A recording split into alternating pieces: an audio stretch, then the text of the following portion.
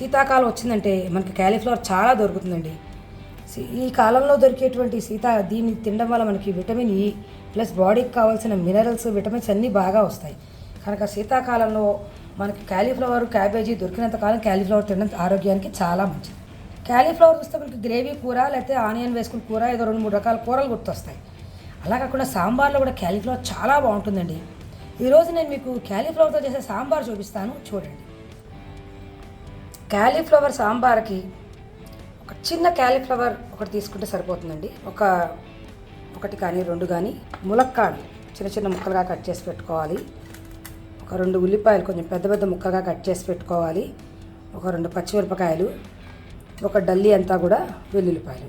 పొడికి కావాల్సిన సాంబార్ పొడికి కావాల్సినటువంటి పదార్థాలు: శనగపప్పు, కొంచెం ధనియాలు, జీలకర్ర, ఎండుమిరపకాయలు, మిరియాలు, కొంచెం కొబ్బరి. ఇది ఆల్రెడీ వేయించి పెట్టుకున్నాను. ఇది ఎలా చేస్తానో చూపిస్తాను మీకు.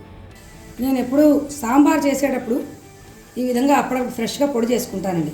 ఒక 2 చెంచాల శనగపప్పు, కొద్దిగా మిరియాలు, చిటికెడు మెంతులు కూడా వేసాను. వీటిని ఒకసారి వేపి అది వేగిన తర్వాత ఎండుమిరపకాయలు కూడా వేసేస్తాను. ధనియాలు చాలా తొందరగా వేగిపోతాయి.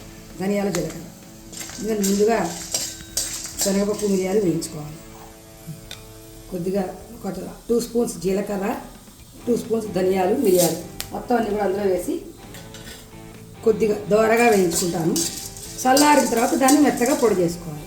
ఒక పావు చెక్క కోకోనట్, పచ్చి కొబ్బరి చాలా టేస్టీగా ఉంటుందండి. ఇది వేగిపోయింది, ఇది చాలు. దీన్ని చల్లారిన తర్వాత పౌడర్ చేసి కలుపుకోవచ్చు. నేను పౌడర్ చేసేసిన తర్వాత అప్పుడు కొంచెం నీళ్ళు పోసి గ్రేవీలా చేసి వేస్తాను సాంబార్లో. ఇది రెడీ అయిపోయింది.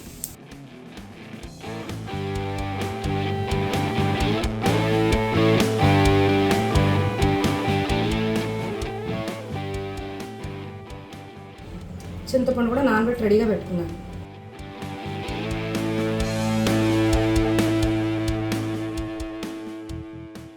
సాంబార్ పొడి ముందు మెత్తగా ఆడేసుకున్నాను.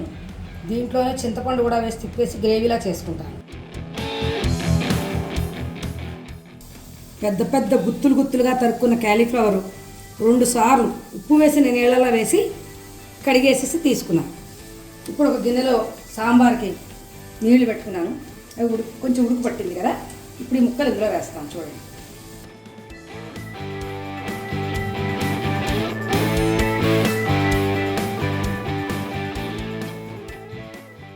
సాంబార్ కోసం అని ముందుగా నేను పప్పు కుక్కర్లో పెట్టేసుకున్నాను. చక్కగా ఉడికిపోయిందండి. పప్పు వండేటప్పుడు ఎప్పుడు కూడా దాంట్లో కొంచెం పసుపు, కొంచెం నెయ్యి వేస్తే చాలా మెత్తగా చక్కగా ఉడుకుతాయన్నమాట. బాగా ఉంటుంది. అందుకని ముందుగా ఉడకబెట్టేసి రెడీ పెట్టించుకున్నాను. అన్నంలో కూడా కొంచెం నెయ్యి, ఒక దాల్చిన చెక్క కానీ లేదంటే తేజ్పత్తా కానీ వేసి వండుతాను. దానివల్ల మంచి గుమగుమలాడుతూ అన్నం కూడా మంచి ఫ్రాగ్రెన్స్తో బాగుంటుంది. ములక్కాడలు వేసేస్తున్నాను. ములక్కాడలు కొంచెం ఎక్కువసేపు ఉడుకుతాయి కదా, ములక్కాడలు వేసేసాను. బాండ్లీలో కొంచెం ఆయిల్ వేసి, చిట్చిట్లాడుతున్నాయంటే దూరంగా ఉండాలి. పచ్చిమిరపకాయలు,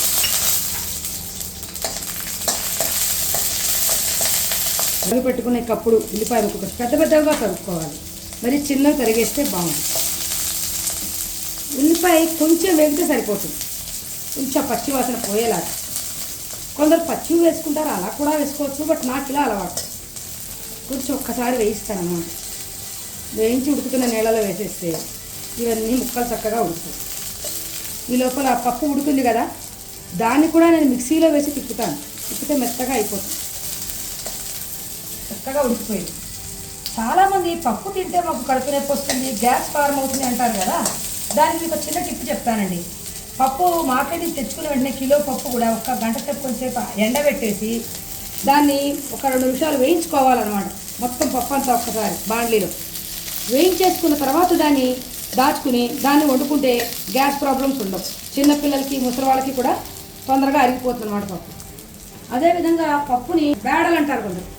బేడలు ఒక పావు గంట 20 నిమిషాలు మినిమం నానబెట్టాలండి. నానబెట్టి వండితే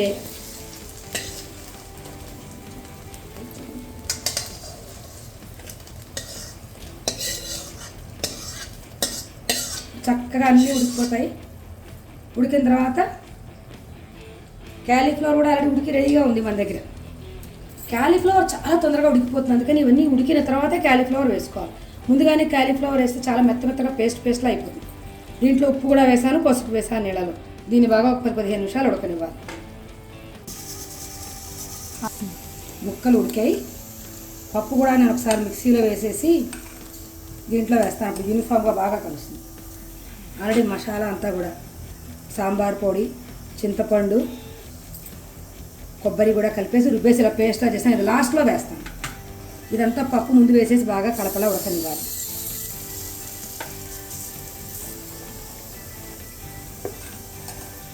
ముక్కలన్నీ ఆల్మోస్ట్ ఒక హాఫ్ వరకు ఉడికాయి.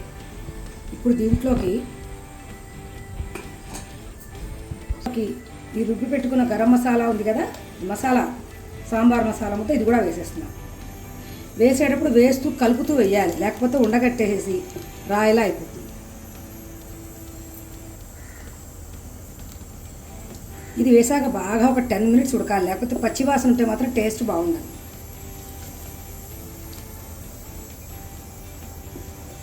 అడుగంటకుండా మధ్య మధ్యలో కలుపుతూ మంచి కమ్మటి వాసన వచ్చేదాకా, బాగా నురగలా వచ్చేదాకా ఉడకనివ్వాలి. దాన్ని సాంబార్ కలపలా ఉడికిపోయింది. కొద్దిగా మెంతులు, ఆవాలు,